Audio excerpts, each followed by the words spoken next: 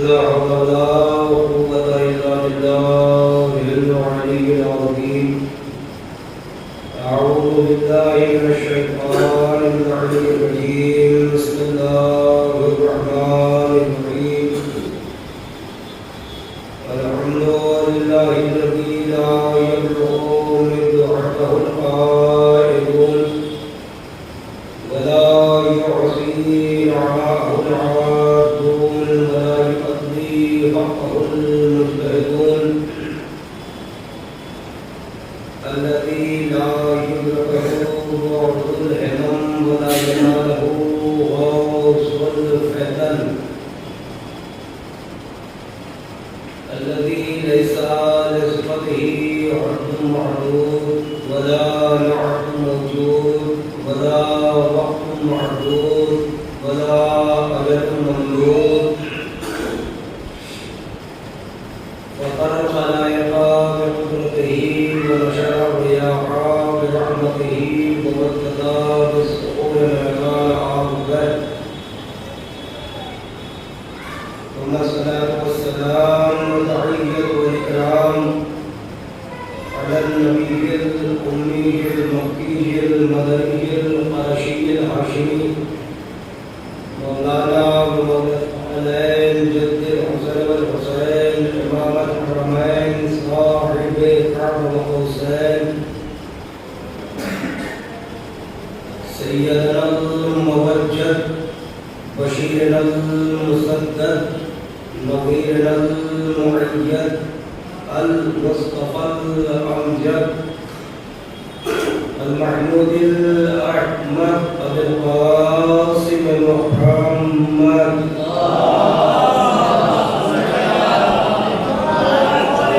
وعلى آله الطيبين الطاهرين المعصومين المظلومين المنتقمين المنتجبين ولعنة الله على أعدائهم أجمعين من الآن إلى قيام يوم الدين. أما بعد فقد بسم الله الرحمن الرحيم. صلاة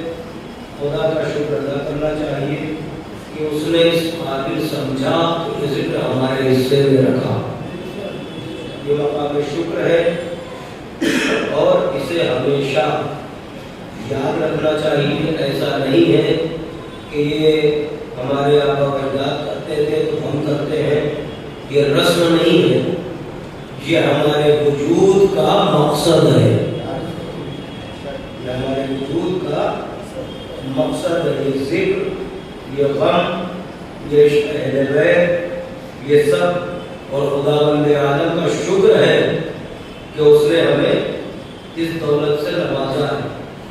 بلکہ اگر لفظوں کو بدل کے کہوں تو حقیقت یہی ہے کہ ہم سب کے لیے یہ مقام شکر ہوتا ہے کہ ہمیں 2 رکعت شکرانہ پڑھنا چاہیے اور اس ذکر کی، اس محبت کی حفاظت کرنی چاہیے کہ کسی بھی حال میں، کسی بھی دور میں، کسی بھی ماحول میں خدا نہ کرے کہ ہم سے اس ذکر کا کوئی سودا کر دے، کیونکہ یاد رکھیے گا یہ ذکر ہمارے اور آپ کی وجہ سے نہیں ہے، ذکر ہماری اور آپ کی وجہ سے نہیں ہے کہ صاحب ہم نے فرش بچھایا تو مجلس ہوئی، ہم نے ذاکر بلایا تو مجلس ہوئی، اور ہم نے پڑھا تو مجلس ہوئی، اور ہم نے تبرک تقسیم کیا تو وہ نہیں، یہ ہم سے نہیں ہے، پوری دنیا میں ہماری پہچان اور اس روئے زمین پر ہمارا وجود اسی ذکر کی وجہ سے۔ صلوات کیا فرمائے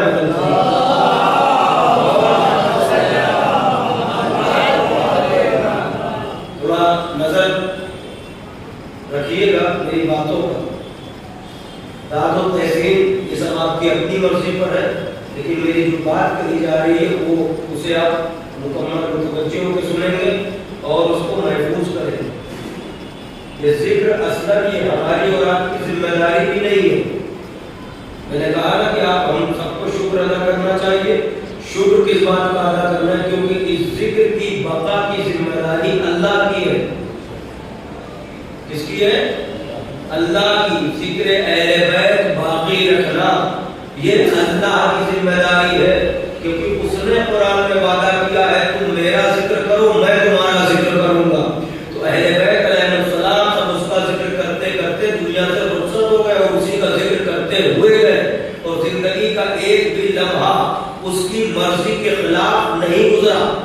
توجہ ہے آپ کی؟ تو اب جب اس کا ذکر کرتے ہوئے یہ چلے گئے اس کی راہ میں اس کی مرضی سے اور شہادت پیش کر دی، تو اب ذمہ داری اللہ کی ہے کہ جس طرح سے اس کا وجود باقی ہے اسی طرح سے ان کا ذکر باقی رہے۔ یہ ذمہ داری خداوند عالم کی ہے، اور میں نے جو آپ سے بات کہی ہے وہ شکرانے کی اس لیے کہی ہے۔ اگر بہت نازک پہلو ہے، اگر آپ سمجھ سکتے ہیں تو سمجھے مجلس کے افراد ہے، یا میرے نام سمجھے کہ میری بات کو لیکن غور کیجیے گا۔ یہ مقام شکر اس لیے بھی ہے، اس لیے بھی مقام شکر ہے کہ اللہ کی ذمہ داری ہے ذکر کو باقی رکھنا، اور اللہ ہم سے وہ کام لے رہا ہے جو اس کا ہے۔ اللہ ہم سے وہ کام، ایک صلوات پڑھے آپ بلند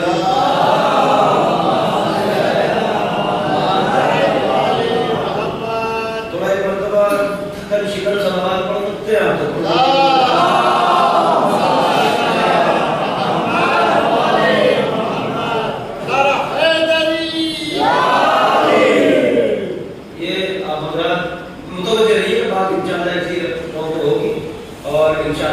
آئندہ مجال سے۔ لیکن آج بھی ایسا نہیں کہ میں آپ سے گفتگو کر کے میں جو کہہ رہا ہوں اس کے لیے پوری توجہ چاہتا ہوں آپ حضرات کی، کہ یہ جو کام اللہ ہم سے دے رہا ہے یہ اس کا ہے۔ اب ایک جملہ کہوں، آپ نے ظاہر ہے کہ آپ دنیا دیکھ رہے ہیں، طرح طرح کے سوالات آپ کے سامنے آ ہی رہے ہیں، تو ایک فقرہ کرنا چاہتا ہوں۔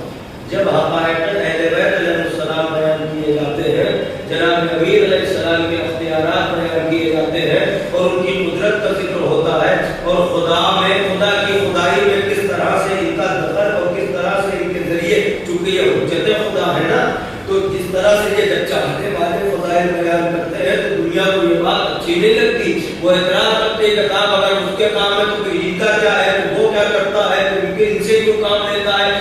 یاد رکھیے گا وہ واجب الوجود اپنی مرضی کا مالک ہے۔ جملہ بہت نازک ہے، اگر پہنچ جائے علی کا خدائی میں کام اپنی مرضی سے کرنا تمہیں اعتراض کا باعث لگتا ہے، یہ بتاؤ اللہ تو اللہ ہے، وہ اگر کام لینے پر آتا ہے تو اپنے کام ہم جیسے گنہگاروں سے لے لیتا ہے۔ غور فرمائیے گا، وہ تو اللہ ہے، وہ اگر کام لینے پر آتا ہے تو اپنے کام ہم جیسے گنہگاروں سے لے لیتا ہے۔ تو علی کو تو بنایا ہی اس نے وجہ اللہ، عین اللہ، نفس اللہ، جنب اللہ، یعنی اس کو بنایا ہی اس لیے کہ یہ حجت خدا ہے، یعنی ہماری خدائی کے جتنے امور ہم ان کے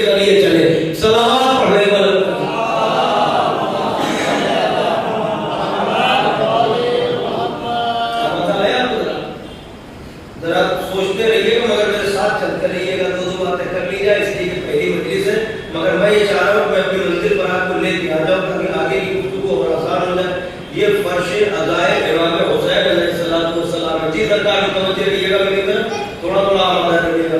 جو آپ یہ سمجھیے اس فرش پر آنا, اس فرش کا اہتمام کرنا, اس ذکر میں شریک ہونا, اب ذرا غور فرمائیں کہ ایک چھوٹی سی بات بلکہ میں آپ کی خدمت میں عرض کروں, یہ فرش ادا نہیں, یہ عرش ادا ہے, یہ عرش ادا ہے. اور اس کی برکت, عظمت, رحمت اور اس کی بلندی انشاءاللہ آئندہ مجالس میں عرض کروں گا, اور اس پر جو اعتراضات ہیں امت کے وہ بھی انشاءاللہ عرض کروں گا. آپ ان کو نگاہ معرفت سے دیکھیے, چونکہ آپ ماشاءاللہ سے روز بچھاتے ہیں, روز بیٹھ جاتے ہیں, تو کیا اس بات سے غافل ہو جائیں کہ اس کی اہمیت کا اندازہ آپ کو کرنا پڑے گا کہ کون سا فرش ہے ہمارے حصے میں, کون سی دولت آئی ہے. آپ اگر ایک بات, دو چار باتیں میں آپ سے کروں, جب حضور ختمی مرتبہ تھے اور ائمہ طاہرین تھے, جب روئے زمین پر جب جنتوں کا تذکرہ کیا کہ جنت کی زمینیں کہاں کہاں ہیں, جنت کیا کیا ہے, جنت کے ٹکڑے کہاں کہاں ہیں, آپ سب جانتے ہیں کہ قبور معصومین جو ہے وہ جنت کی زمینوں میں ہوتی ہے. توجہ ہے یا حضرت بھائی, اگر سوچ رہے ہیں تو سوچتے سوچتے ایک صلوات پڑھیے تو میں بھی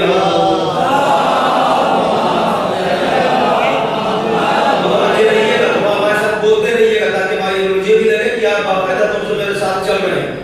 یہاں پہ بیٹھے ہیں تو بولیے, رکھے ہیں تو اپنی مرضی سے رکھے, اس سے ہمارا کوئی واسطہ نہیں ہے. میری بات سننے گا, اس کی مجھے آپ سے گفتگو کرنی ہے, اور اس کی باقاعدہ تعریف یا تنقید جو بھی کرنا ہے آپ کریے, وہ آپ کی اپنی مرضی ہے. میں جو بات کہنے جا رہا ہوں تو سنیے.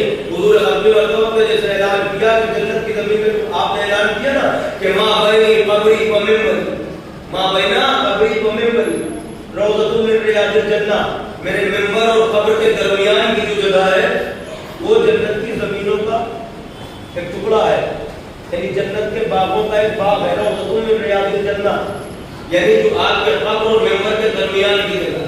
اور فرمایا آپ نے, پھر ارشاد فرمایا کسی موقع پر, ما بین الرکن والمقام, رکن اور مقام کے درمیان, جو ہے پہاڑیوں کے درمیان جو جگہ ہے وہ روضۃ من ریاض الجنہ, وہ جنت کی زمینوں میں سے ہے, وہ جنت کے باغوں میں سے ایک باغ ہے. پھر شاید جانتے ہیں کہ مسجد کوفان, تمام انبیاء, بہت سارے انبیاء کے مقام میں آپ حوال کرتے, زبان کرام سے پوچھئے, تو یہ مسجد کوفہ کا جو ایریا ہے, جو علاقہ ہے, یہ روضۃ من ریاض الجنہ, یہ جنت کے باغوں میں سے ایک باغ ہے. آپ گنتے چلے جائیے, جیسے امام رضا علیہ السلام کے بارے میں آپ نے ارشاد فرمایا, اور خود امام رضا کریم صلوات پڑھتے ہیں,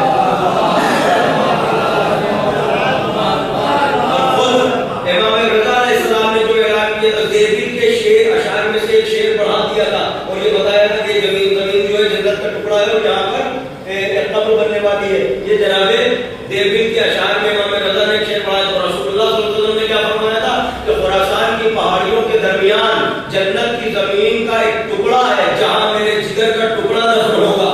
یعنی امام رضا علیہ السلام کے قبر کی پیشین گوئی کری تھی. یعنی اگر آپ سب دیکھتے چلے جائیں, کربلا واللہ, یہ بھی آپ جانتے ہیں کہ جنت کا یہ حصہ ہے, توجہ ہے نا, جنت کی زمین ہے, مگر یہ حصہ جنت کا تو ہے, لیکن یہ خود میں ایک الگ ٹاپک بھی ہے, ایک الگ وجود بھی ہے. اس کے بارے میں گفتگو ہوگی انشاءاللہ کسی فرصت کے موقع پر, جا کے طویل گفتگو کی جا سکے. لیکن ہے جنت کی زمین, توجہ کیجیے گا. تو جہاں جہاں پورے معصومین ہیں, اور یہ جو مقامات بتائے گئے ہیں, یہ سب جنت کی زمینوں میں سے ایک زمین ہے, جنت کے ٹکڑے ہیں, جنت کے باغوں میں سے ایک باغ ہے. حضور ختمی مرتبہ اپنے چاہنے والوں کے درمیان بیٹھے, اور بیٹھے بیٹھے ارشاد فرمانے کہ جب جنت کا تذکرہ ہوا کرے تو اس کی طرف لگتا کرو, جلدی کیا کرو, اس کی طرف بڑھا کرو, تیزی کیا کرو. تو کسی نے پوچھا یا رسول اللہ جنت کا تذکرہ اور اس دنیا میں لفظ ہے باب ریاض الجنہ, یعنی جلدی کیا کرو, لگتا کرو, یہ لفظ ہے حضور نے ختمی مرتبہ کے. تو کہا دنیا میں اور جنت کی کہاں کیا مراد ہے اس سے آپ نے, تو آپ نے فرمایا جس جگہ بھی ہم اہل بیت علیہ السلام کا تذکرہ ہو رہا ہو, وہ زمین بھی روضۃ من ریاض الجنہ. غور فرمائیے گا. پھر نہیں, ایک واقعہ اور آپ کی خدمت میں اشارہ نقل کیے دیتا ہوں. امام شجوع امام جعفر صادق علیہ السلام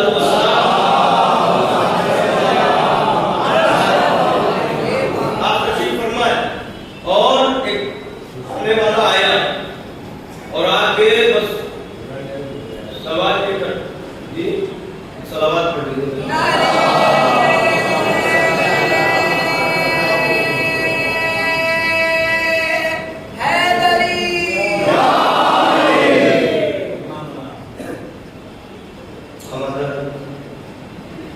اور سلوات پڑھ لیجیے.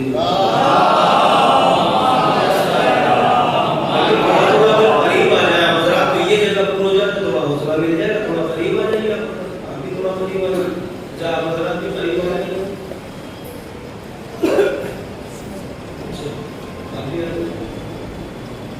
سلام پڑھنے کے بعد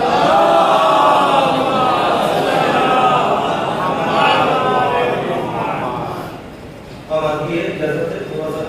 دیکھیے سفر کی تھکن کے باوجود میں یہ چاہ رہا ہوں, میں یہ چاہ رہا ہوں کہ آپ نے جب اتنا اہتمام کیا ہے تو آپ کی ضیافت میں کوئی کمی نہ رہے. آپ یہ کہہ کے نہ جائیں کہ چونکہ پہلی مجلس تھی اور فلائٹ بھی ڈیلے ہوئی اور آنے میں تاخیر ہوئی, میں سیدھے آ کے آپ کے سامنے حاضر ہوں. یہ نوجوان بچے انجمن کے جانتے ہیں, لیکن میں اس کے باوجود یہ کوشش کر رہا ہوں کہ کچھ آپ کی ضیافت کی جا سکے. آپ مدہ رہیں گے, حوصلہ ملے گا تو کچھ نہ کچھ باتیں انشاءاللہ ضرور آپ سے ہوں. آپ پھر میں پرانی امام ششو تشریف فرمائیں, آپ اس فرش کی اہمیت سمجھیے اور پھر یہ فرش کس کا عطیہ ہے, اس بیوی کی اہمیت کیا ہے, اور ہم جو اس فرش پر بیٹھنے والے ہیں ہماری منزلت کیا ہونی چاہیے. انشاءاللہ اس ایک اس پہ جو ہے مجھے گفتگو کرنا ہے اس خمسہ مجالس میں. عنوان معرفت ہے, سنی ہوئی بات بھی آپ کو نگاہ معرفت سے دیکھنی اور سننی ہے. ہو سکتا ہے اس میں کوئی گوشہ اور کوئی نتیجہ نیا ہونے والوں کے لیے. کیا فرمایا, جس جگہ ہمارا تذکرہ ہو رہا, اگر تذکرہ اہل بیت اتنا بابرکت نہ ہوتا اور یہ فرش اعلیٰ جسے ہم سمجھتے ہیں یہ اگر عرش اعلیٰ نہ ہوتا تو عرش والے کبھی تمنا نہ کرتے کہ مالک ہمیں بھی چلے جانے دیں. سمجھ رہے ہیں اس کو آپ ذرا متوجہ ہو کہ امام شتور تشریف فرمائے, ایک چاہنے والا آیا اور آن کے اسأل اللہ جنہ, آتے ہی اس نے جنت کا سوال کیا, اللہ کے فضل رسول میں آپ سے جنت کا سوال کرتا ہوں. تو جنت کے جواب میں مولا کچھ کہتے, جواب کیا دیا, فرمایا انتم فی الجنہ, تم تو جنت میں ہو. محسوس کیا آپ نے اس فکر میں, آنے والا بزم میں آیا اور وہ جنت کا سوال کر رہا ہے تو مولا فرما رہے تم جنت میں ہو. توجہ ہے, فَاسْأَلُوهُ لَا يَخْرُجُكُم مِّنْهَا, سوال اس بات کا کرو کہ تمہیں جنت سے نکال نہ دیا جائے. آگے کہتا ہے کہ مولا جنت کا اس نے سوال کیا تو آپ نے فرمایا کہ تم جنت میں ہو. سوال اس بات کا کرو کہ کہیں تم جنت سے نکال نہ دیا جائے. اب وہ گھبرایا کہ نکال نہ دیا جائے تو کہنے لگا مولا نحنو فی دنیا, ہم تو دنیا میں ہیں اور آپ کہہ رہے ہیں کہ جنت میں ہیں. تو ایک مرتبہ مولا مسکرائے اور فرمایا یہ بتاؤ, توجہ کیجئے گا, اس نے کہا جنت, تو مولا نے کہا تو جنت میں ہو. سوال اس بات کا کرو کہ نکال نہ دیے جاؤ. اس نے کہا مولا ہم دنیا میں, تو اب مولا فرما رہے یہ بتاؤ, وہ اپنے کو دنیا میں سمجھ رہا تھا. تو مولا نے پوچھا یہ بتاؤ کیا تم ہماری امامت کا ولایت کا اقرار نہیں کرتے. توجہ سنیے گا, تم ہماری امامت کا ولایت کا اقرار نہیں کرتے.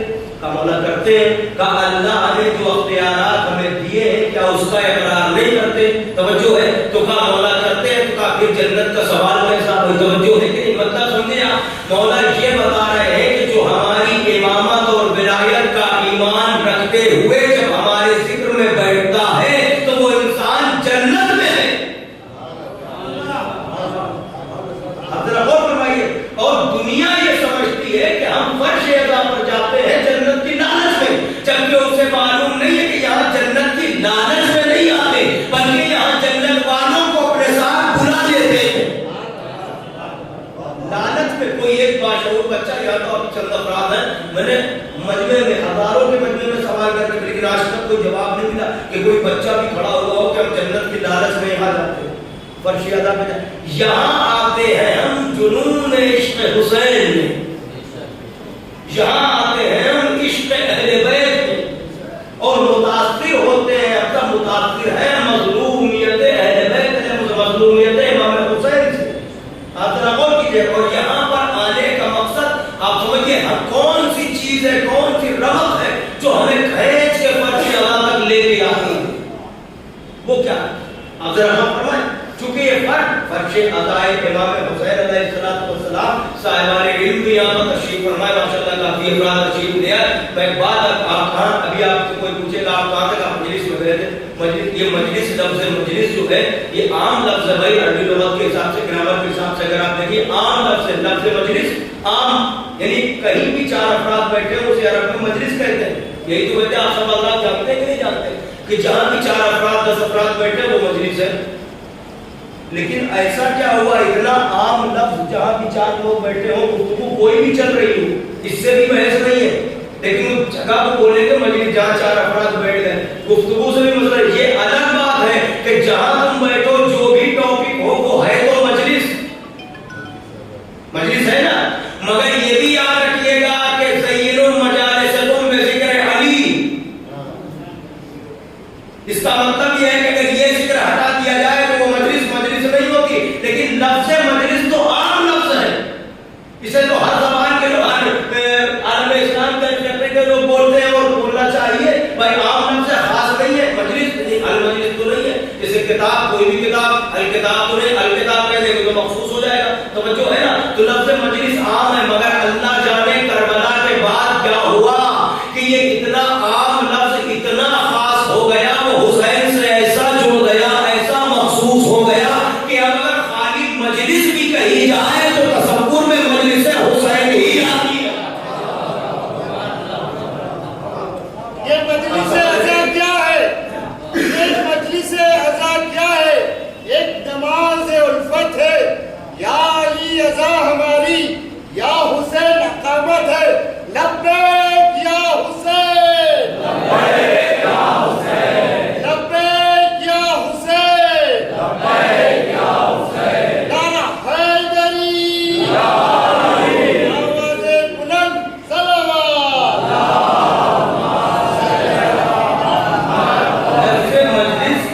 یہ عام لفظ ہے. یہ ایسا خاص ہوا بعد کربلا کہ حقیقت یہ ہے کہ اگر خالی مجلس بھی کہا جائے تو تصور میں مجلس حسین.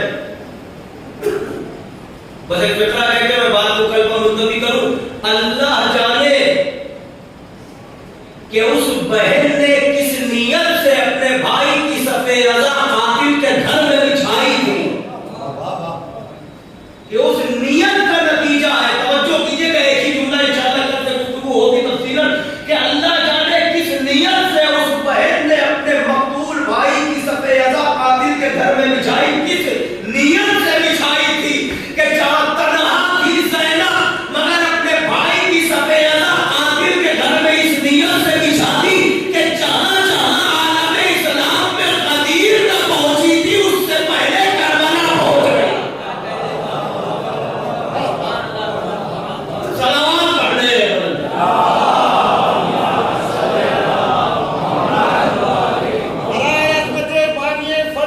شہزادی جناب زینب سلام اللہ علیہ بلند تر صلوات.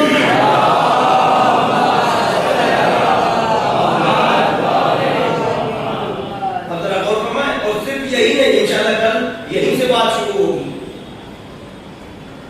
بانیے عطا کے عنوان سے، اور اس پہ بھی آپ حضرات کی توجہ، پوری توجہ. چونکہ زینب یہ کہہ کے چلی تھی لاشیں کو، یہ فرش کس کا ہے؟ امام حسین. آپ ذرا غور سے سنیے گا، 2-4 باتیں میں نوجوانوں سے کر دوں. چونکہ منزل معرفت ہے، ہمیں سوچنا چاہیے، غور و فکر کرنا چاہیے، اور جو کچھ ہمیں اہل بیت علیہ السلام کی معرفت کا صدقہ ملتا ہے اس پر یقین رکھنا چاہیے.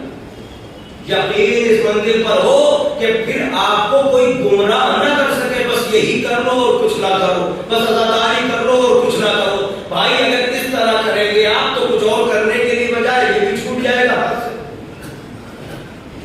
شدت نہیں ہونی چاہیے نا کہ نہیں اگر صرف یہ کرو اور کچھ نہ کرو. یہ کون سی بات ہوئی؟ بھائی سب کر رہے ہو اس کے ساتھ کرو. عزاداری کو ٹارگٹ نہیں کیا جاتا. یہ فرش امام حسین ہے. معصومین کی احادیث میں آپ نے مسلسل ایام اعظم یہ باتیں سنی ہوں گی، میں کوئی نئی بات نہیں کر رہا ہوں. معصومین کے ارشادات میں ہے کہ ہم 14 میں سے اللہ نے ہر ایک کے لیے نجات کی کشتی رکھی ہر ایک کے لیے، مگر میرے جب حسین کی کشتی سب سے زیادہ بڑی ہے، سب سے زیادہ تیز ہے، کہ حسین ہے، حسین آپ ذرا غور کیجیے گا، آپ پھر سے اس پہ کو سنیے، بلکہ اگلی حدیث سن لیجیے کہ ہم سب کے لیے اللہ نے ایک نجات کا دروازہ رکھا ہے، سب کے لیے نجات کا دروازہ ہے، مگر سب سے بڑا دروازہ ہمارے جب حسین ابن علی کا ہے۔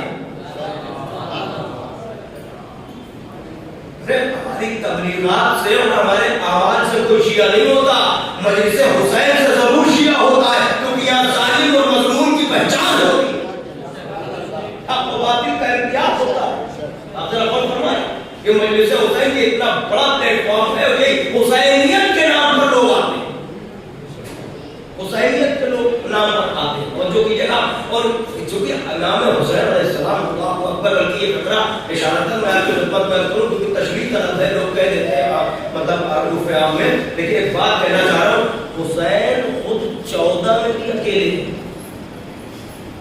ہر حجت کے ذاتی اسرار ہوتے ہیں تو ساری باتیں آپ کو پتہ ہے، لیکن 14 میں بھی اکیلا ہونا یہ بہت بڑی بات ہے۔ ہو سکتا ہے کچھ لوگوں تک یہ بات پہنچی ہوگی، حسین جب آ جائے تو وہیں سے آغاز ہوتا ہے جہاں سے حسین ہوتا ہے۔ اللہ اپنے حسین کی اتنی ناز برداری کرتا ہے کہ مرضی حسین میں اپنی مرضی کا بھی دخل نہیں دیتا۔ سب سنی ہوئی باتیں ہیں آپ، لیکن آپ متوجہ نہیں ہو رہے۔ یا یہ کہا جائے کہ حسین جو کہے دے اللہ اس کا خود بخود راضی رہتا ہے۔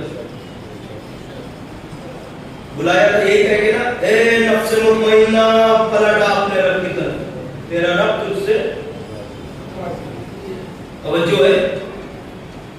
اور اگر کوئی بھی مرحلہ ہو، آپ سارے واقعات جانتے ہیں، مجھے صرف اتنا بتا دیجئے، راہب کو جب قصت دے رہے تھے حسین تو اللہ نے جبریل کو بھیج کے رسول کو روکا تھا یا حسین کو؟ توجہ ہے۔ رسول اللہ نے تو تصدیق کر دی تھی کہ اس کی قسمت میں نہیں ہے،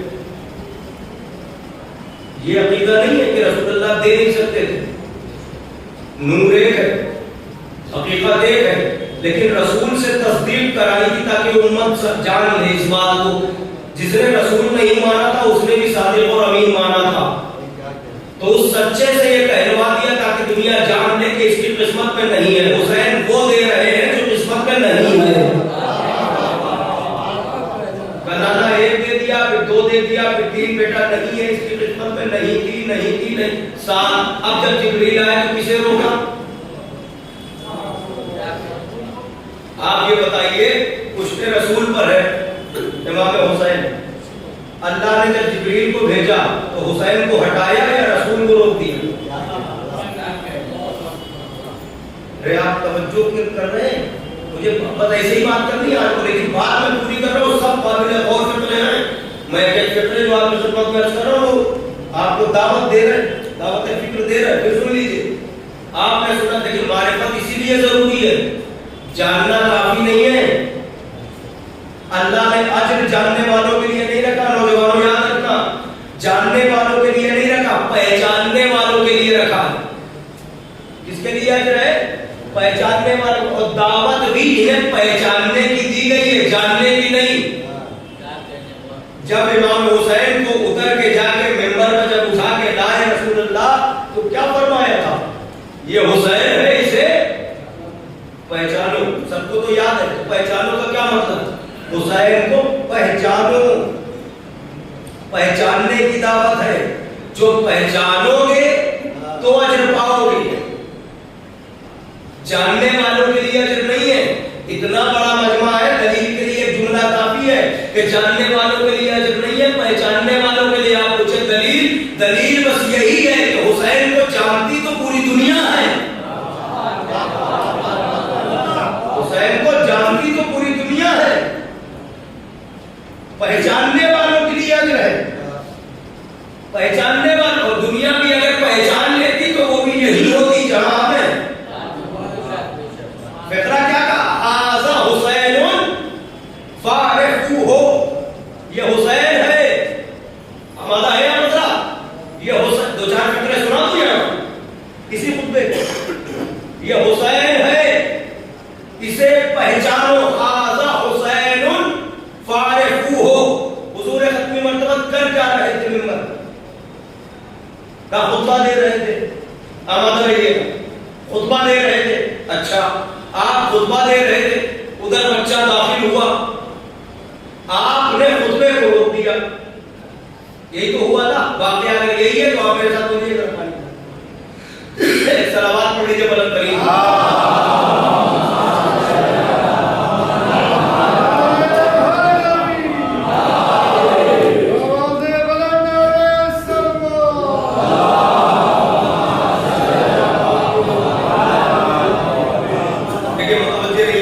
ہوا کیا میں واقعات پڑھ نہیں پاتا ہوں تفصیل سے میں اشارہ کر رہا ہوں آپ کا سنا ہوا واقعات مجھے بس تائید کر دیجیے وہ بات مکمل ہو جائے گی خطبہ دیتے دیتے ادھر بچے کا پیر ہوا میں تو آپ سرکار دو عالم کی ذات ہے اگر کسی کو اشارہ کر دیتے تو کوئی بھی اٹھا لیتا ہو سکتا تھا ایسا جس کو بھی کہتے ہے یا دوڑ بھی نہیں لگانی تھی اطمینان سے اٹھا دیتے رسول اللہ نے نہیں کہا کیوں نہیں کہا امت کو ابھی وہ بچہ لگ رہا ہے لیکن امامیہ آیت کے مطابق وہ بچہ نہیں ہے الامام امام ولو کان صبیہ امام ہر حال میں امام ہوتا ہے چاہے بچہ ہی کیوں نہ ہو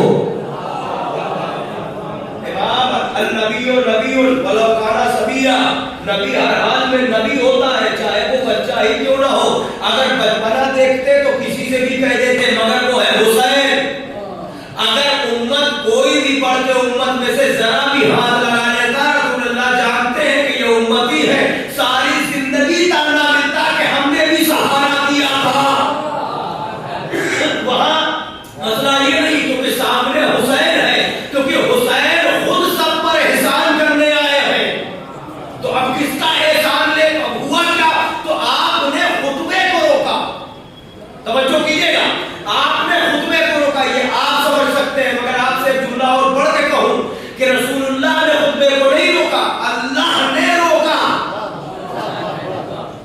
اللہ نے روک دیا کہ حسین ہے اٹھا کے لاؤ کیوں اللہ نے روکا کیونکہ یہ بولتے جب ہے جب وہی آتی ہے وہی جب آتی ہے جب اللہ چاہتا ہے وہی چلی نہیں جبریل آئے نہیں حبیب رک گئے اب جو حکم تھا وہ یہ تھا کہ خطبے کو روکو اور جا کے حسین کو اٹھاؤ اٹھا کے لاؤ لا کے زانو پر بٹھاؤ سر پر دست شفقت رکھو بوسا دو اچھا ہو گیا اگر نانا نواسے کو لے کے آیا تھا ممبر پر تو جہاں پہ لایا پیار کیا شفقت کری اور بٹھا لیا زانو پر اب چاہتے جہاں سے بات ختم ہوئی تھی وہیں سے کنٹینیو ہو جاتی آئی توجہ کریے ہونا تو یہی چاہیے نا جہاں سے بات ختم ہوئی وہیں سے کنٹینیو ہوتی رسول اللہ دین کی باتیں کر رہے تھے نا مسائل بھی بیان کر رہے تھے یا کوئی بھی خطبہ دے رہے تھے یا تلاوت قرآن کر رہے تھے جو کچھ بیان کر رہے تھے وہ دین تھا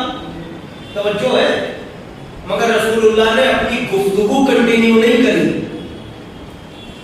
اب لانے کے بعد گفتگو وہی رکی ہے چونکہ اب حسین آ گئے تو اب گفتگو شروع ہوگی حسین سے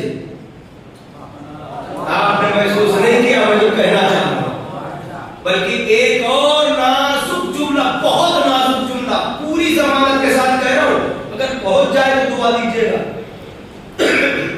جو بات بھی اللہ کے نبی کر رہے تھے وہ بات تھی دین کی بات سمجھ رہے ہیں بات دین ہی کی تو ہو رہی تھی تو دین کی بات اللہ کے نبی کر رہے تھے مگر جو بات بھی کر رہے ہوں گے وہ دین کا کوئی نہ کوئی مسئلہ رہا ہوگا دین کا کوئی نہ کوئی ایک پہلو رہا ہوگا تو مجھے کہنے دیجئے کوئی ایک پہلو رہا ہوگا کوئی ایک مسئلہ رہا ہوگا تو کل ملا کے جو گفتگو ہو رہی تھی وہ جزو دین کی ہو رہی تھی اور حسین جب آ رہے تو حسین خود کل دین ہے تو جب جز کی گفتگو کیوں ہو جب کل موجود ہے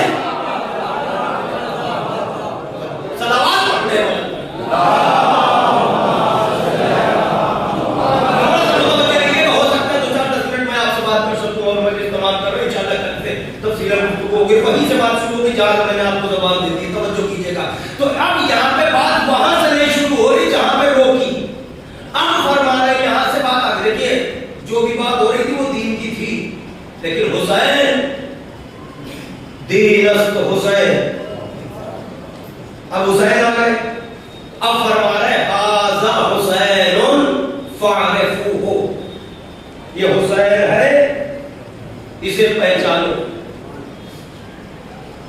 سب سن چکے ہیں، سب کو پتا ہے، سب جان رہے ہیں، آپ جان رہے ہیں، تو وہاں جہاں نبی سب کے سامنے بول رہے تھے وہ نہیں جان رہے تھے، لیکن پھر بھی کہا یہ حسین ہے اسے پہچانو۔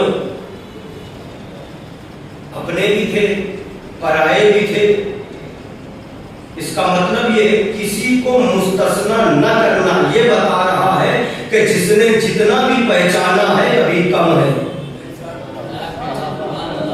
اعلان ایک ہے سب کے لیے کہ یہ حسین ہے اسے پہچانو۔ یہ اس بات کی دلیل ہے کہ ہم اپنی عقل کے مطابق جتنی معرفت حاصل کر لیں، کما حقہ ان کی معرفت حاصل کرنا ناممکن ہے۔ یہ اس بات کی دلیل، توجہ۔ اب اس کے بعد اگلا فقرہ کیا، دو چار فقرہ سن لیجیے اسی ضمن میں۔ پھر فرمایا وَفَضِّلُوهُ، اور اس کی فضیلتوں کا اقرار کرو۔ یہ حسین ہے اسے پہچانو، اس کی فضیلتوں کا اقرار کرو، فَانْصُرُوهُ، اور اس کی نصرت کا وعدہ کرو۔ بھائی جانیے گا آپ جو بات چھڑ گئی ہے میں چاہوں پوری کر دوں۔ کیا فرمایا؟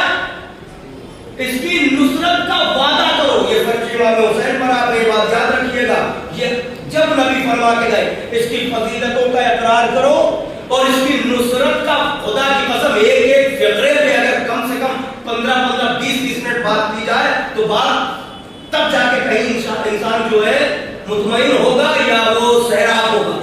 لیکن تشتغال عرفان کے لیے ایک فقرہ کہنے جا رہا ہوں، اپنے میں مکمل ایک تقریر ہے جو حضور ختم مرتبہ نے ارشاد فرمایا۔ ان دو فقروں کے بعد توجہ سے سنیے گا جہاں تک آواز جا رہی ہے، اور آپ حضرت اگر بات پہنچ جائے تو تائید کیجیے گا۔ یہی پڑھو، یہ حسین ہے اسے پہچانو، فضلوہ، اس کی فضیلتوں کا اقرار کرو، وانصروہ، اس کی نصرت کا وعدہ کرو۔ اور سنو یہ وہ حسین ہے، توجہ، جدہ افضل من جد یوسف ابن یعقوب، یہ وہ حسین ہے جس کا دادا یوسف ابن یعقوب کے دادا سے افضل ہے۔ توجہ کیجیے گا، ایک سوال پڑھ لیں آپ۔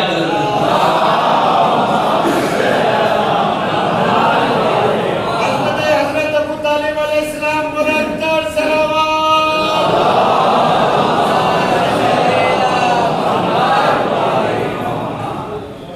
توجہ ہے، کیا فرمایا؟ اس کا دادا یوسف ابن یعقوب کے دادا سے افضل ہے۔ بات پہنچی آپ تک؟ دادا کون؟ نظر کا اہتمام ہے مجلس کے بعد، تھوڑا سا بلند آواز سے بولیے تاکہ مجھے بھی سنائی دے۔ جناب یہی تو پوچھنا ہے میرے بھائی، سب جانتے ہو تمہارا اپنا گھر ہے، ابو طالب کنیت ہے، نام لیا کرو۔ تاریخ سے چھپا ہوا ایک جملہ نکال کے آپ تک پہنچا دوں تاکہ آپ کے عقائد کے دروازوں پر دستک ہو جائے اور آپ ہمیشہ کے لیے بیدار رہیں۔ یہ مخالفین کی سازش رہی ہے۔ ابو طالب کنیت، ابو طالب کنیت، طالب کے بابا، ٹھیک ہے، طالب اپنی جعفر تیار مولا کا طالب کے بابا ابو طالب کنیت۔ کنیت ہوتی ہے بیٹے سے، بیٹا جب پیدا ہوگا جب کنیت ہوگی۔ توجہ، یہ عمران نام ہے آپ کا، لیکن دشمنوں کی سازش یہ ہے کہ کنیت اتنی مشہور کر دو کہ نام عمران دب جائے، تاکہ جب کوئی پوچھے کہ قرآن میں آل عمران کا تذکرہ ہے وہ عمران کون ہے۔ ایک سلامات پڑھتے ہیں بلند۔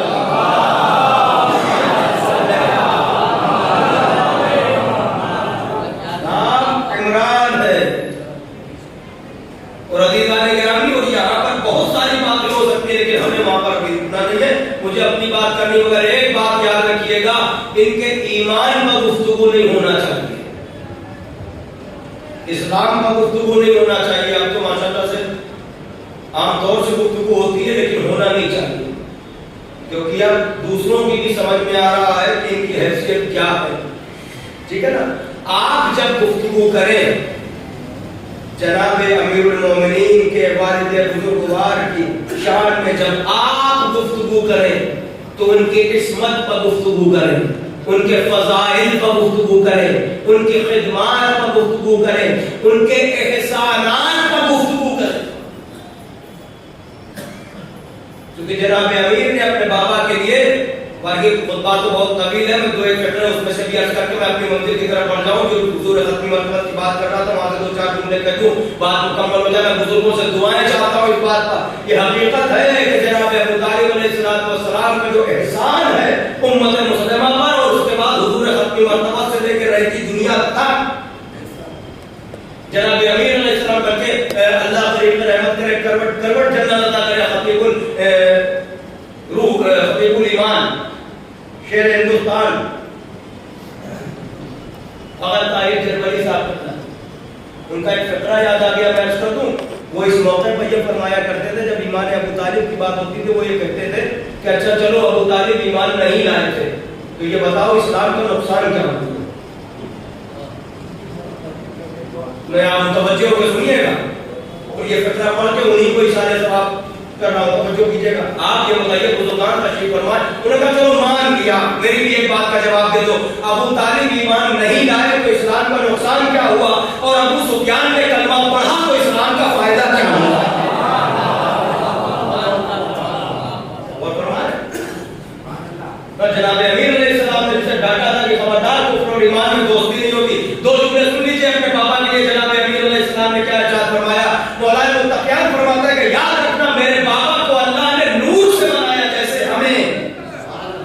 اب دیکھنا ہے مجھے چہرے کہا تھا 50 ہوتے اور فکر کی لہریں تو بڑھ رہی ہے، توجہ کیجیے گا۔ جناب امیر نے فرمایا کہ میرے بابا کو اللہ نے نور سے خلق کیا ہے جیسے ہمیں، اور پھر اگلا فقرہ کہا کہ اللہ نے میرے بابا کا نور خلقت آدم سے 2000 سال پہلے خلق کیا۔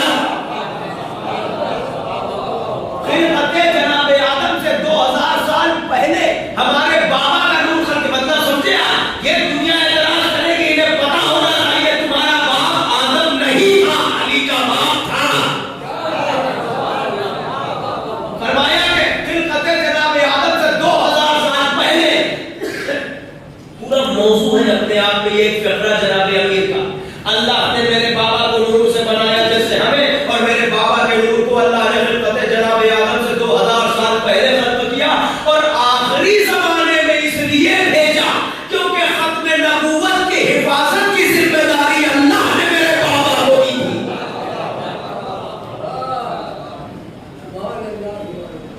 اور یاد رکھنا میرے بابا کی عظمت اللہ کے نزدیک یہ ہے کہ اگر بروز محشر میرا بابا کسی امت کے لیے سفارش کر دے تو اللہ اسے بغیر حساب و کتاب بخشے گا۔ یہ محسن اسلام ہے، محسن اسلام، محسن احسان کرنے والا، توجہ ہے۔ اور ہر محسن اپنی حیثیت کے مطابق احسان کرتا ہے۔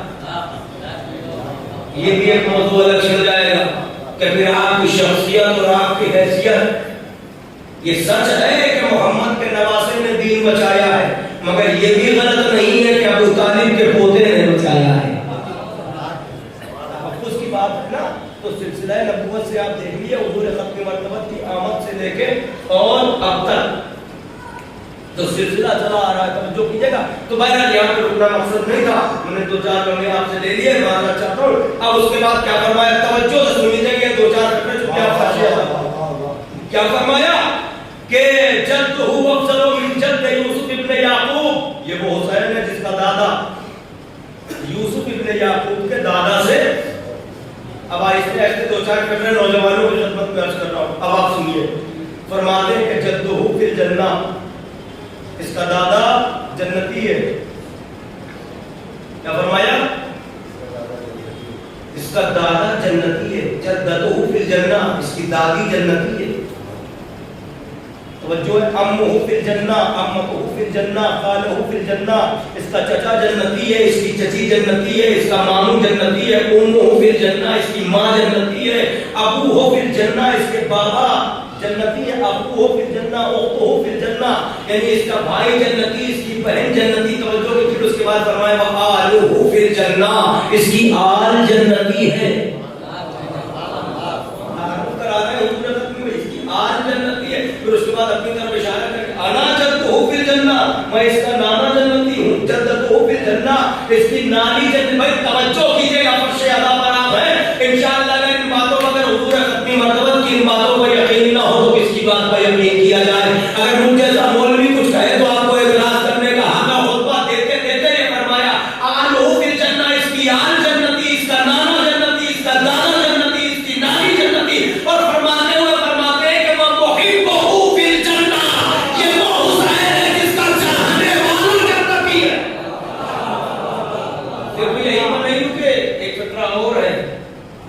اب کہوں یہاں تک تو آپ کا یقین خود ہی کھینچ کے لے آ جائے کہ سب جنتی ہے۔ توجہ ہے، آگے ایک فقرہ اور فرمایا، چونکہ سامنے حسین ہے تو کچھ بھی ممکن ہے، کچھ بھی ممکن ہے۔ آپ ذرا غور کیجیے، فرمایا محبہ فی الجنہ، پھر آگے فرماتے ہیں محب و محبی ہے فی الجنہ، یعنی اس کے چاہنے والے جنتی اور اس کے چاہنے والوں کے چاہنے والے جنتی۔ صلوات پڑھتے ہیں۔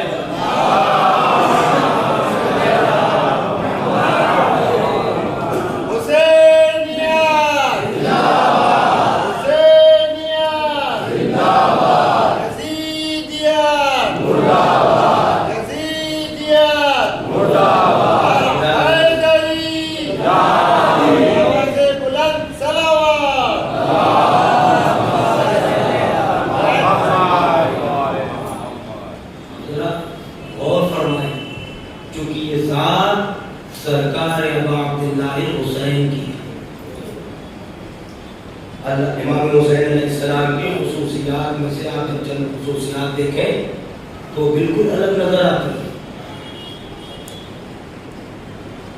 9 امامتیں آپ کے سلب میں ہیں۔ امام حسین توجہ، امام حسین یعنی کسی بھی معصوم کے قبر کی مٹی خاک شفا نہیں ہوئی، امام حسین۔ اور ایک خصوصیت یہ کہ قبر امام حسین پر مانگی ہوئی دعا رد نہیں ہوتی۔ اگلی خصوصیت یہ ہے کہ زائر امام حسین جتنے دن اس کو زیارت میں لگتے ہیں وہ دن اس کی عمر میں شمار نہیں ہوتے۔ وہ ولایت جو ہے امام حسین، آدر اور بہت ساری باتیں آپ سمجھیے، مٹی کا کھانا حرام ہے الا قبر امام حسین۔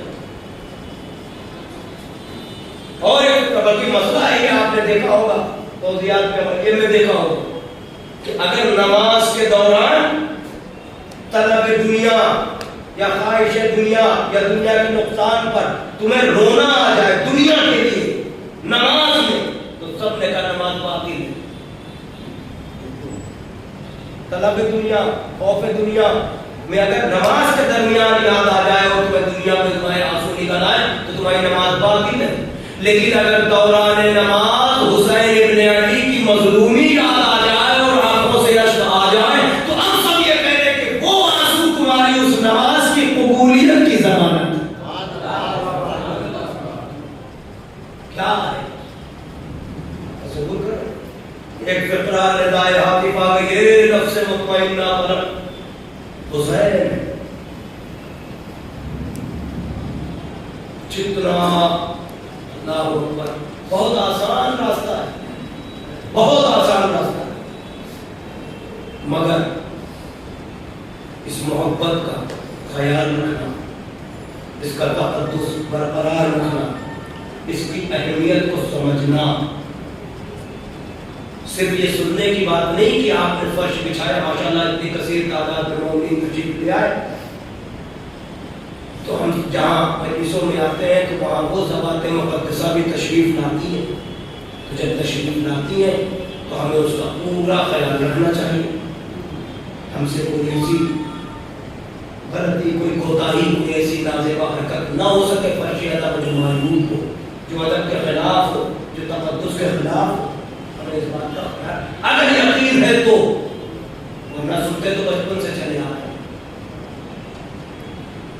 آپ ان سب ساری چیزوں کو، آپ اس باتوں کو غور کریں. آپ جیسے میں آپ کی خدمت میں عرض کروں، یہ دیکھیے ماشاءاللہ سے موبائل کا فیشن چلتا ہے. مجلسوں میں آپ دیکھ لیجیے، اگر ایک جگہ سے آن لائن مجلس چل رہی ہے یا ریکارڈ کی جا رہی ہے تو وہیں سے وہیں تقسیم ہو جائے یا چلی جائے تو اچھی بات ہے. اب ہر جگہ موبائل، جب آپ موبائل لیے بیٹھے تو آپ سن کے آ رہے ہیں، یا آپ کو کوئی ذمہ داری دی گئی ہے یا اس چیز کا، اس مجلس کا وہ ایک حصہ ہے کہ آپ کو یہ کر کے بیٹھنا ہے، آپ کو یہ کرنا ہے. اگر بھائی پیغام اگر پہنچانا ہے تو سائڈ سے کہیں سے بھی ایک آدھ کیمرے لگ جائے، یہ ہو جائے اپنا. لیکن اس موبائل کے ذریعے کیا کیا ہوتا ہے وہ آپ بہتر جانتے ہیں، اور اس سے ڈسٹربنس بھی ہوتا ہے.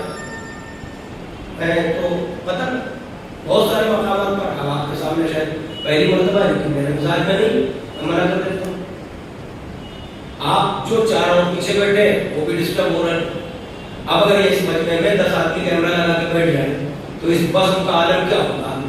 سرکار جو بیٹھے ہوئے یہ بھی کیمرہ لگا ہے، یہ نہیں لگا ہے، اور جتنی مرتبہ آپ گھومیں گے دائیں بائیں والے جو ہے ڈسٹرب ہوں گے.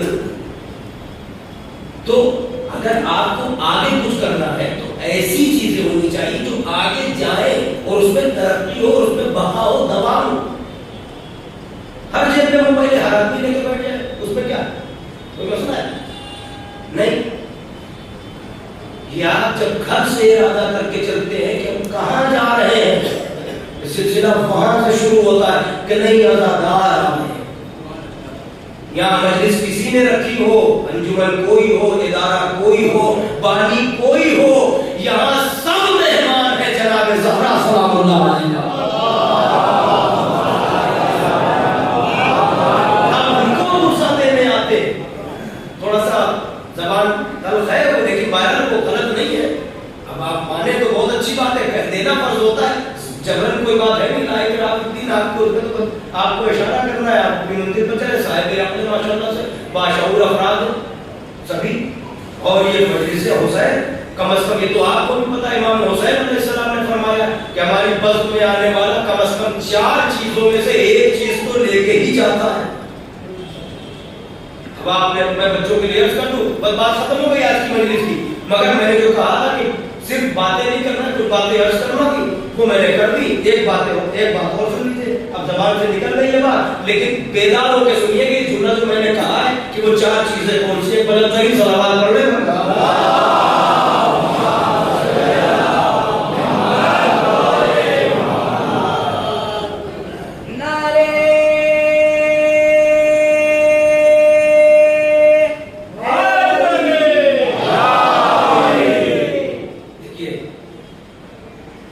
نعرہ لگنا ضروری نہیں ہوتا، لیکن نعرہ لگے تو اس کا جواب ایسا ہونا چاہیے کہ لگے کہ آپ آمادہ ہو کے جواب دے رہے ہیں، مجبوری نہیں. اس کے بعد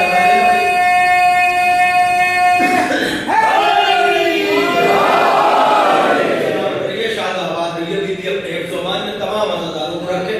یہ ایک بات میں آپ عمومی طور پر میں جس پڑھ رہا ہوں یا کوئی بھی پڑھ رہا ہوں، نعرہ لگانا ضروری نہیں، مگر نعرہ لگے تو جواب ایسا دیا جائے کہ ہاں لگے ہمیں فخر ہے کہ ہم کس کا نام دے رہے ہیں. بس اس بات کا خیال رکھیں، کیونکہ پوری کائنات میں یہ شرف ہم کو ہی حاصل ہے. پوری کائنات میں کہ ہم اپنے رہبر کا، رہنما کا نام اعلیٰ اعلان سر میدان لیتے ہیں، ہمیں فخر ہونا چاہیے، شرمندگی نہیں. اب فقرہ سنیے، مولا فرماتے ہیں ہماری بزم میں آنے والوں میں سے ہر فقرہ اپنے میں ایک تقریر ہے. مجھے 4 تقریریں اور کرنی، اسی بات کو بڑھانا ہے. آج جو کہہ رہا ہوں اسے آپ اجمالاً سماعت فرما لیجیے، بس جلدی سے زحمت تمام کر رہا ہوں. مولا فرماتے ہیں میرا توجہ، ہماری بزم میں آنے والوں میں سے جو بھی ہماری بزم میں، ہماری مجلس میں آتا ہے، ان کو 4 میں سے ایک چیز ضرور ملتی ہے. 4 میں سے ایک چیز. اب آپ سب سوچ کے بتائیے گا کس کو کیا ملا. یہ تو ایک چیز کی تو قید لگا دی. ورنہ ان کی عطا میں کمی نہیں ہے. اگر ظرف میں گنجائش ہے تو کوئی چاروں بھی دے سکتا ہے. توجہ کیجیے گا, میں بزرگان سے دعائیں چاہتا ہوں. کیا فرمایا کہ 4 میں سے ایک چیز آنے والوں کو ضرور ملتی ہے. پہلی فرمائی آیتم محکمہ, جو ہماری مسجد اب اس سے مراد کہ علماء نے شرح لکھی اس کی کہ مجلسوں میں آنے والے آیتم محکمہ سے کیا مراد ہے کہ مجلسوں میں آنے والے کا عقیدہ مضبوط ہوتا ہے. مجلسوں میں آنے والے کا عقیدہ مضبوط ہوتا ہے. توجہ کیجیے گا, یعنی یہاں جب آئے گا ظاہر سی بات ہے آپ کو باطل کو دیکھے گا, سنے گا, سمجھے گا اور امام حسین کی مظلومی پر گریہ کرے گا تو کیا وہ آیتم محکمہ عقیدہ مضبوط ہوتا ہے. دوسرا قضیتاً عادلہ, یعنی اس کے مزاج میں انصاف پسندی, کو منصف مزاج ہوتا ہے, اس کے مزاج میں عدالت ہوتی ہے. توجہ, قضیتاً عادلہ یعنی وہ آنے والا منصف مزاج ہوتا ہے. اب آپ سمجھے, مختصر بچوں کو سمجھا دوں, یعنی مجلسوں میں جو مسلسل آتا رہتا ہے تو وہ قضیتاً عادلہ منصف مزاج ہے. یعنی اس کا مطلب یہ ہے کہ وہ حق کو حق اور باطل کو باطل کہنے کی جرأت پاتا ہے. وہ حق کو حق سمجھتا ہے, باطل کو باطل سمجھتا ہے. تو کیجئے, یعنی مختصر سمجھو کہ مجلس میں آنے والا کبھی ایسا نہیں ہوتا کہ وہ قاتل بھی رضی اللہ اور مقتول رضی اللہ. قضیتاً عادلہ. تیسرا ایک فقرہ اور سن لیجیے, بہت تشریح طلب ہے, میں اشارہ کر کے بات ختم کر رہا ہوں, میرے خیال سے ترجمہ کرنا ہے. تیسرا جو انعام ہے مجلس میں آنے والوں کے لیے, اخم مستفادہ, یعنی مجلس حسین میں آنے والوں کو ایک ایسا بھائی مل سکتا ہے جو دنیا اور آخرت میں کام آئے. نہیں سمجھے ابھی آپ کو, ایک ایسا بھائی میسر آ سکتا ہے فرش مجلس پر جو دنیا اور آخرت میں کام آئے. بات کو میں ختم کر دوں بس اتنا اشارہ کر کے کہ آخرت میں وہی کام آ سکتا ہے جو ان کی ولایت کا اقرار کرتا ہو. جو ہے نا آپ کی بات میری ختم ہو گئی. اب آپ نے کیا سمجھا مجھے نہیں معلوم, لیکن یہاں دماغ میں جو چل رہا ہے پیچھے پس منظر میں, وہ ساری باتیں سمجھ کے میں نے آپ سے ایک جملہ کہہ دیا کہ آخرت میں وہی بھائی کام آئے گا جو ان کی ولایت کا اقرار کرتا ہو. تو اس کا مطلب فرش مجلس میں وہی بھائی ملے گا جو ان کی ولایت کا اقرار کرتا ہو. اور ولایت, اب آپ سمجھے ولایت کا سلسلہ اعلان کب سے ہوا؟ قدیر میں کیا ہوا؟ اعمال قدیر کے بعد صیغہ اخوت بھی پڑھا جاتا.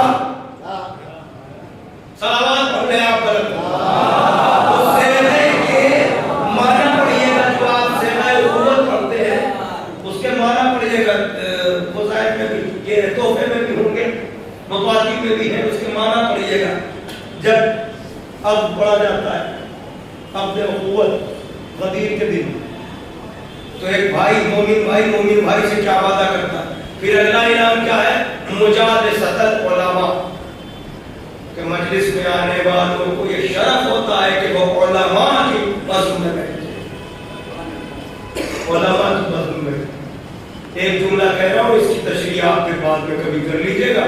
مجالست العلماء ہے یعنی یہاں صرف پڑھا لکھا جو پڑھنے والا ہے, ذکر کرنے والا ہے, وہی عالم نہیں ہے, سننے والے بھی عالم ہوتے ہیں. جو ہے یعنی یہاں پڑھے لکھے افراد ہی تشریف لاتے ہیں. مجلس تمام ہو گئی. انشاءاللہ کل سے بر وقت انشاءاللہ مجلس شروع ہوگی جو ٹائم آپ کو دیا گیا ہے. آج میں بھی تاخیر سے پہنچا اور آپ حضرات بھی تاخیر سے آئے, مگر رفتہ رفتہ مومنین تشریف لے آئے. ایک بلند ترین صلوات ارشاد فرما دیں محمد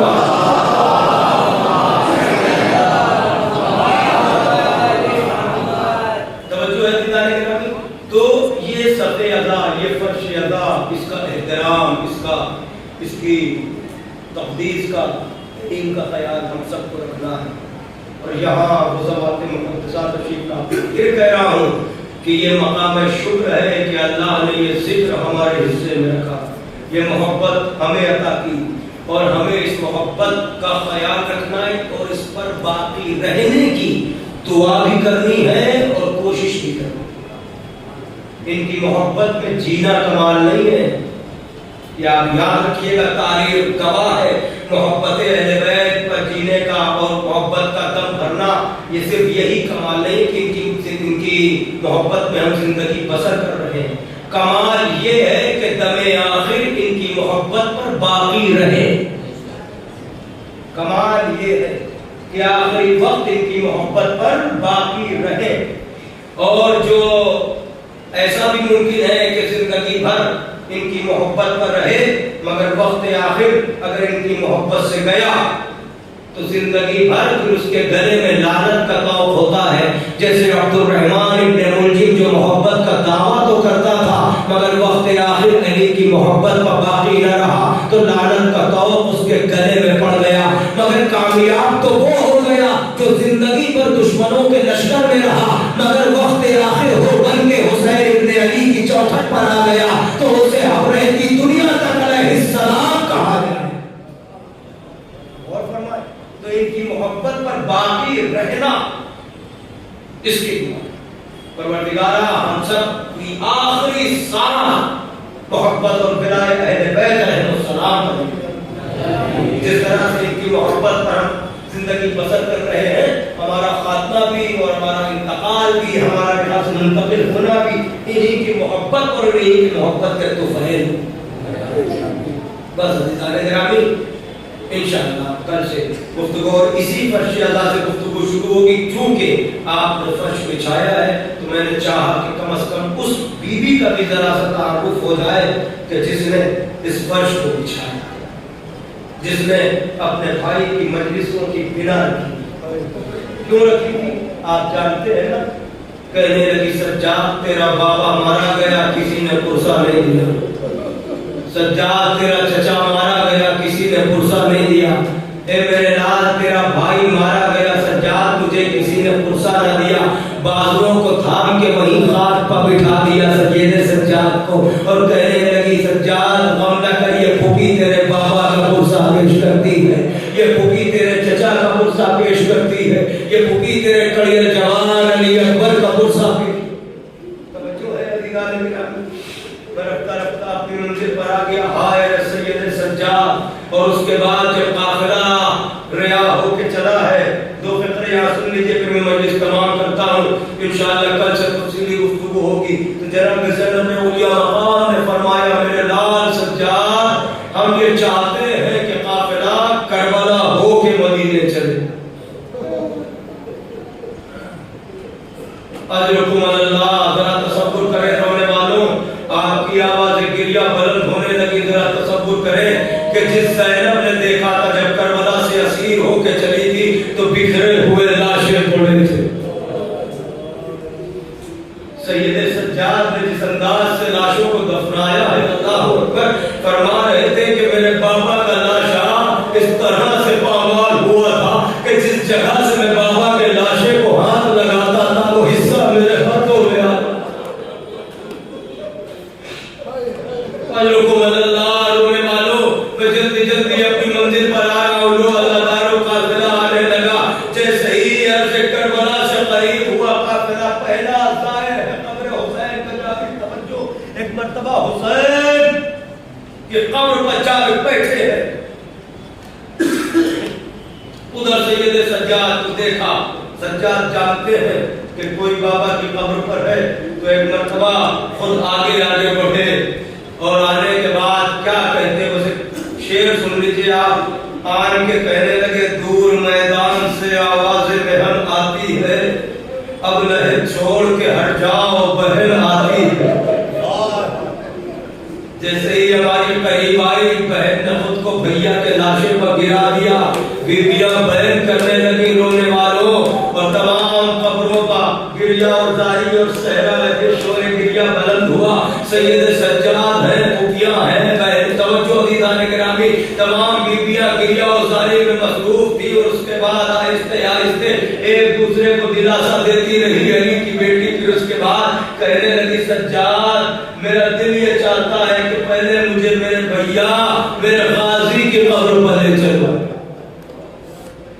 جب سید سجاد نے سنا کہ ابو اماں چلیے میں ایک مرتبہ لے کے جب فرات کے کنارے آئی اور عباس کی قبر کا جب اشارہ کیا تو زینب نے ایک مرتبہ قبر کی طرف دیکھا، پھر سید سجاد کو دیکھ کے کہنے لگی کہ سجاد ارے میں تو عباس کی قبر پر آئی تھی، سجاد یہ تو کسی بچے کی قبر ہے۔ سجاد نے سر و سینہ بھیڑ لیا، نہیں ابو اماں یہ قبر میرے چچا عباس کی ہے۔ عزادارو آپ کو پتا ہے یہ اتنے ننھے سے بچے کی قبر کیوں لگ رہی ہے؟ کیونکہ عباس نے کہا تھا کہ آقا میرا لاشا نہ لے جائیے گا۔ عزادارو تمام فوج جفاکار کو جتنی دشمنی عباس سے تھی، کیونکہ عباس کی ابروؤں کے اشارے پر لشکر رکا تھا۔ عزادارو جب حسین لاشے سے رخصت ہو کے چلے ہیں، باقی ہوئی فوج سمٹنے لگی، اس طرح سے عباس کے لاشے پر حملہ کیا کہ عباس کے لاشے پر تیروں کا وار تھا، جسے سجاد نے اپنے ہاتھوں سے نکال کے ایک ایک ٹکڑا اپنے چچا کا سپرد خاک کیا۔ اے ابو اماں یہ قبر میرے چچا عباس کی۔ الحمد للہ آنے والوں دو فکرے مجھے عرض کرنے ہیں، مجلس تمام ہے۔ آج کوئی سید سجاد سے پوچھے آپ کی آواز گریہ بلند ہو گئی، خدا کوئی غم نہ دے رونے والوں، بس 1 سے 2 منٹ مجلس تمام کر رہا ہوں۔ کوئی اس بیٹے سے پوچھے جس نے اپنی آنکھوں سے مقتل میں بکھرے ہوئے لاشیں دیکھے تھے، مدینے آنے کے بعد بھی سجاد اللہ اکبر خون کے آنسو روتے ہیں، کبھی مدینے سے باہر نکل جاتے ہیں، گھر میں داخل ہوتے ہیں، بابا کی جگہ سونی نظر آتی ہے تو گریہ کرتے ہیں۔ ایک فقرہ اور کہوں، یہ فقرہ میں پہلے کہہ دے رہا ہوں چونکہ سید سجاد کے دنیا سے جانے کے بعد کا ہے۔ جب مولا سجاد دنیا سے گزر گئے تو ایک چاہنے والا آیا تھا، آج کے نقل بات کیا قریب نے پوچھا کون؟ کہا کہ میں چاہنے والا ہوں، سنا مولا سجاد دنیا سے گزر گئے، کہا تو نے سچ سنا ہے؟ کبھی بھی اتنا بتا دو میں یہ سننے آیا ہوں، اتنا بتا دو کہ کربلا کے بعد میرے مولا کی زندگی کیسی گزری؟ رونے والوں میں تشریح نہ کروں گا، ایک فقرہ ہے ترجمہ کر دیتا ہوں، تم سمجھ لینا اور اس کے بعد انشاءاللہ میں مندر پر آ گیا توجہ کیجئے گا۔ تو جب آنے والے نے پوچھا تو بیوی نے آواز دی، آنے والے تفصیل سے بتاؤں یا اجمالاً عرض کر دوں؟ تو کہنے لگا نہیں بیوی آپ مختصر بتا دیجئے میں سمجھ لوں گا۔ تو اندر سے آواز آئی کہ آنے والے کربلا کے بعد ساری زندگی مولا سجاد کے ساتھ رہی، یہاں تک کہ مولا دنیا سے گزر گئے، بس اتنا سمجھ لیں مولا کی زندگی کیسی گزری۔ ماں مہتو لہو بالنہار قتل وما فرشت لہو باللیل قتل، کربلا کے بعد میرے سید سجاد کے لیے کبھی دسترخوان نہیں لگایا، کبھی مولا کا بستر نہیں لگایا، اس لیے کہ جب کھانا سامنے آیا تو بابا، پانی سامنے آتا تو بابا، بستر پر نظر جاتی تو بابا میرے غریب اجرکم اللہ، اللہ ان آوازوں پر نور رحمت کرے۔ رونے والوں تمہیں خدا کوئی غم نہ دے، جناب زہرا کو پرسہ دیتے آئے ہو، ان کے مظلوم لال کا ذرا ایک فقرہ سنو اور مجلس تمام کرتا ہوں۔ سید سجاد عالم کیا ہے آپ سب جانتے ہیں، قصاب اگر دمبا ذبح کر رہا ہے تو رک کے پوچھتے ہیں کہ بتا اسے پانی پلایا تھا کہ نہیں؟ الحمد للہ رونے والوں کوئی آتا ہے تو جب پانی سامنے آتا ہے تو سجاد تڑپ جاتے ہیں، کربلا کے رک کر کے کہتے ہیں میرے پیاسے بابا، میرے غریب بابا، کتنا روتے ہیں، وضو کے لیے پانی ہاتھ میں لیتے ہیں تو آنکھوں کے خون سے مضاف ہوتا ہے۔ سید سجاد کو پرسہ دینا اس لیے کہ پورا گھر جس کا اجڑا ہو اس کو کسی نے پرسہ نہیں دیا تھا۔ نوجوانوں دو فقرے سنو انشاءاللہ پھر کم۔ عزیزان گرامی ایک مرتبہ سید سجاد سے کسی نے پوچھا تھا مدینے میں، تمہیں پتہ ہے اللہ جانے حسین کی مظلومی کا کیا عالم تھا، صرف ہم سن سکتے ہیں اور پڑھ سکتے सकते हैं मेरे अजीजों, इससे ज्यादा नहीं, लेकिन अगर तसव्वुर करो तो एक एक फिक्रे पर तुम गौर कर सकते हो। इमाम हुसैन ने क्या फरमाया, अना अकीनुल अबरा, मैं वो मखतूल इबरत हूँ जिसे रोला रोला। एक बात बताओ, मैं आपसे इतना पूछता हूँ, ये बताओ, जिसका जवान भाई आंखों के सामने, जिसका जवान बेटा आंखों के सामने, वो जिंदा कितनी देर रह सकता, मगर हाय ज़हरा का लाल सुबह से अब तक लाशों बलाशे, लाशों बलाशे, और लाशों का उठाना भी गजब है।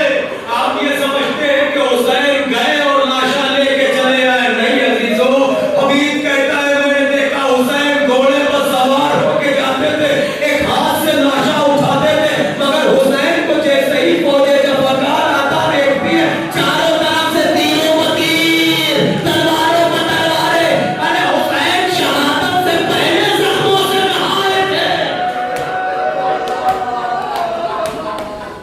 जख्मों से चूर चूर। सैयदे सज्जाद से किसी ने पूछा था, मौला ये बताइए आपका बाबा किस मजलूमी से ज़बा हुआ, आपका बाबा किस तरह से ज़बा हुआ। इमाम शशुम का फिक्रा मैं सुनाऊं सबके लिए, सब आमादा है, आप गिरिया कर रहे हैं, मगर एक बात याद रखना, बीबी ने दुआ की थी ना, बाबा कौन रोएगा, आप समझ गए ना। इमाम शशुम फरमाते कि अगर मेरे जद्द मजलूम पर किसी को रोना ना आए तो वो अपने हक में दुआ करे, और ये कहे कि दुआ करे पालने वाले मुझ में कौन सी कमी है कि हमें हुसैन में भी रोना नहीं आता। इसीलिए कितना कितना एहतराम किया, कितना आपको आजादी, अगर रोना ना आए तो कम से कम रोने वाली सूरत बना लेना, कम से कम नजरों को छुपा लेना, ताकि लगे कि तुम गम में बैठे हो। अल्लाह जाने ज़हरा का लाल कितना मजलूम था। तवज्जो है, मौला ये बताइए आपका बाबा किस मजलूमी से ज़बा हुआ, आप समझ सकते हैं तो समझिएगा। मौला ने क्या फरमाया, एक जुमला सुनो सज्जाद का और तुम अपने हिसाब से तशरीह कर लेना। फिक्रा ये है कि पूछने वाले ने पूछा आपका बाबा किस मजलूमी से ज़बा हुआ, मौला ने एक मर्तबा सीने पर हाथ मार के कहा, तुझे पता है दुनिया में कत्ल करने के जितने तरीके थे, दुनिया में कत्ल करने के जितने तरीके थे, सारे तरीके मेरे बाबा पर आजमाए थे। अल्लाह समझ गए आप, जितने तरीके कत्ल करने के थे, मतलब समझे, मेरे बाबा को तलवारों से मारा, तीरों से मारा, नेज़ों से मारा, खंजर से मारा, अरे जिसे कुछ ना मिला उसने पत्थरों से मारा। आखिरी फिक्रा सुनो, मैं किसका वहां कर रहा हूं।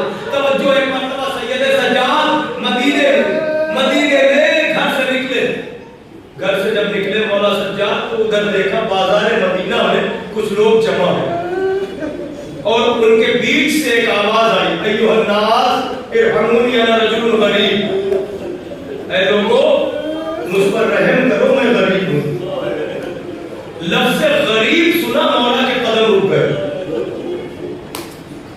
और उसके बाद समझने की तरफ मौला मुड़े, और जाने के बाद लोगों को हटाया, जिसने आवाज दी थी उससे पूछा तूने क्या कहा, जरा फिर से कहो। तो उसने फिर फिक्रा दोहराया, है लोगों मैं गरीब हूं, मुझ पर रहम करो। तो मौला ने पूछा तू गरीब है, कहा आपको कुछ याद आया।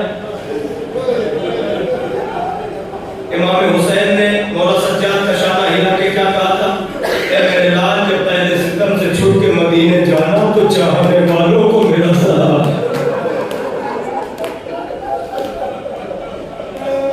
वो कहना चाहने वालों जब कभी पानी पीना, याद आया जब किसी गरीबुल वतन का तस्करा सुना, गरीब किसे कहते हैं, मुसाफिर को, गरीबुल वतन को। तो अब सज्जाद ने सुना ना कि लोगों में गरीब हूं, मुझ पर रहम करो, पलट के गए तू गरीब है कहां। सज्जाद का सवाल सुनना अल्लाह जाने कितना बड़ा जख्म था कलेजे में मौला सज्जाद के। सवाल क्या किया, तू गरीब है कहां, का ये बता दे अगर इस आलम गुर्बत में तू मर जाए तुझे कफन मिलेगा कि नहीं। मजलिस हो गई है,